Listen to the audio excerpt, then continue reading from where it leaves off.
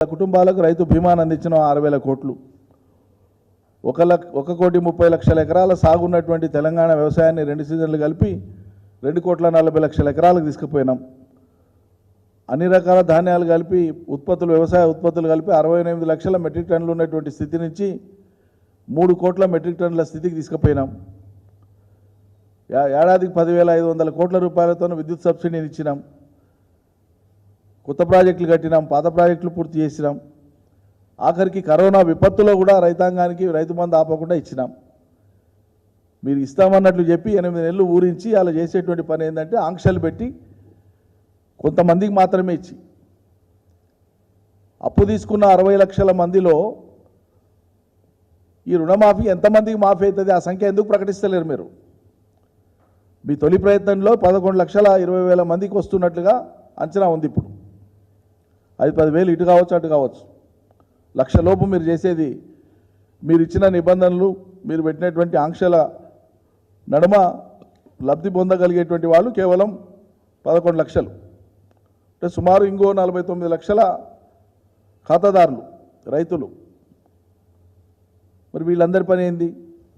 వీళ్ళలో మరి next 2 lakhs ఎంతమందికి వస్తుంది?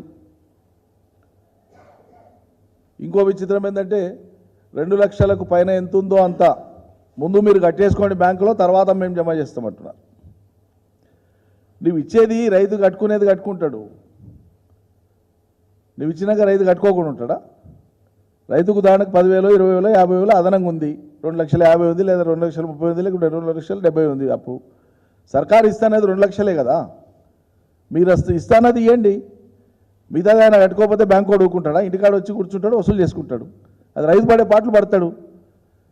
నువ్వు కడితేనే ఇస్తాం ముందు అంటే రైతు కట్టనంత కాలం అది పెండింగ్లో ఉంటుంది అనమాట. అంటే మీకు వ్యవధి దొరకాలి, మీకు సమయం దొరకాలి మళ్ళీ పే చేయడానికి. అదే అసలు కథ. మహిళా రైతు ఉంటే ముందు ఆమెది కడతాం, తర్వాత మిగతా వాళ్ళది కడతాం అంటుండ్రు.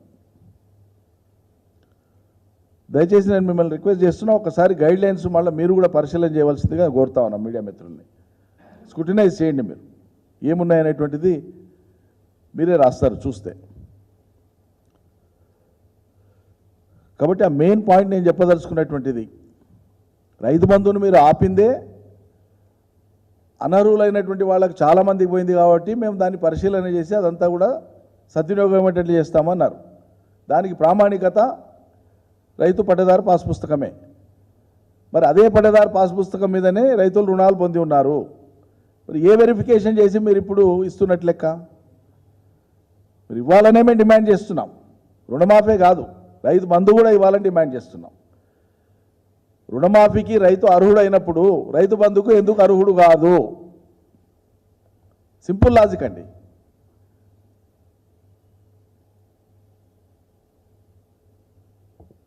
మేము వెయిట్ చేస్తూ ఉంటే మీ ప్రభుత్వం మీ జీవోతో ముందుకు రాని రుణమాఫీ ఎప్పుడు చేస్తుందో అప్పుడు అడుగుదామని.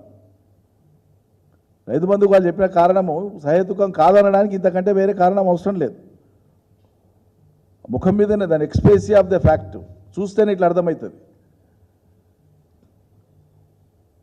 వ్యవసాయం చేయకుండా పట్టేదారు పాస్బుక్ కలిగి ఉండి వ్యవసాయం చేయకుండా ఎవరైనా రైతు నిజంగానే రైతు బంధు పొంది ఉంటే మరి ఆయన వ్యవసాయం చేయకుండానే రుణం తీసుకున్నట్లే కదా. మరి ఆయన కూడా ఇప్పుడు మాఫీ అవుతుంది కదా.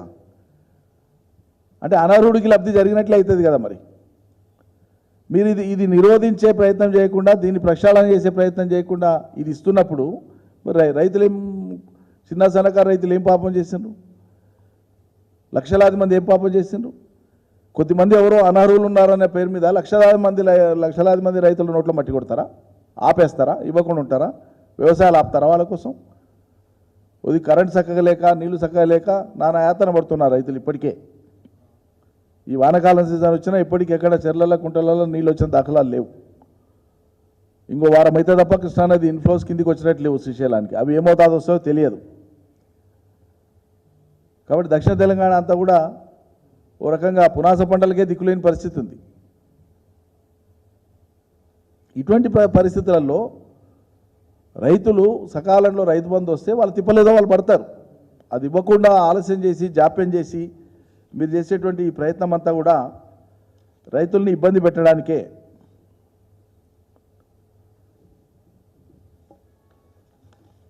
మీ దృష్టి అంతా కూడా మీకు అధికారం ఇచ్చి మీకు పదవులు ఇచ్చినటువంటి రైతుల్ని కానీ ప్రజల్ని మర్చిపోయి పదవులు ఉన్నటువంటి వాళ్ళని మీ పార్టీలో చేర్చుకునే దాని మీద మీ దృష్టి పెట్టారు. పదవులు ఇచ్చిన ప్రజలు పక్కకు పోయారు. ఇది ఏమంటారంటే మీరు అట్లా చేసింది కాబట్టి మేము ఇట్లా చేస్తున్నామని చెప్తారు. భారతదేశంలో ఆయారాం గయారాంలకు తెరదీసింది, దానికి ప్రాణప్రతిష్ఠ చేసిందే కాంగ్రెస్ పార్టీ కదా. ఆ పేరు వచ్చిందే మీ పార్టీ చేసినటువంటి ఇతర పార్టీల నుంచి మీ పార్టీలోకి చేర్చుకున్నటువంటి దాని నుంచే కదా. ఆయారాం గయారాం ఆ నానుడి వచ్చిందే, ఆ ప్రావర్బ్ వచ్చిందే, ఆ సామెత వచ్చిందే మీ నుంచి కదా.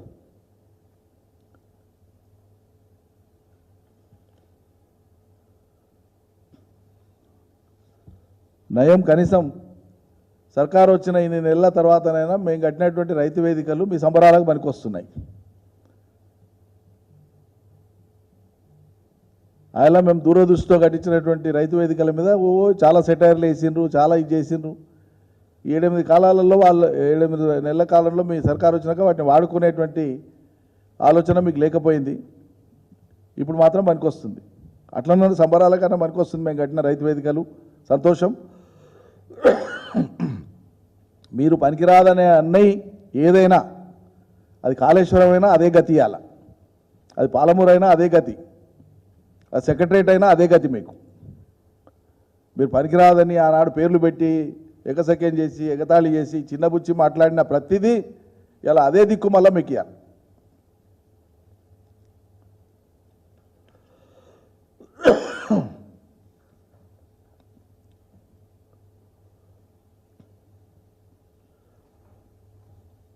కాబట్టి మా డిమాండ్ ఏంటంటే ఖచ్చితంగా బరాబర్ మీరు ఇచ్చిన మాట, ఇది కాంగ్రెస్ పార్టీ ఇచ్చిన మాట, నేటి ముఖ్యమంత్రి నాటి పిసిసి ప్రెసిడెంట్ నోటి నుంచి వచ్చిన మాట, అర్జెంటుగా పోయి తెచ్చుకోండి, మేము రాగానే చేస్తామన్నారు రుణమాఫీ. ఆ రోజు మీరు ఆంక్షలు చెప్పలే, మీ మేనిఫెస్టోలో ఆంక్షలు పెట్టలే, మీరు హామీ చేస్తామని మాట్లాడినప్పుడు ఆంక్షలు పెట్టలే. మరి ఇవాళ ఎందుకు ఆంక్షలు పెడతారు?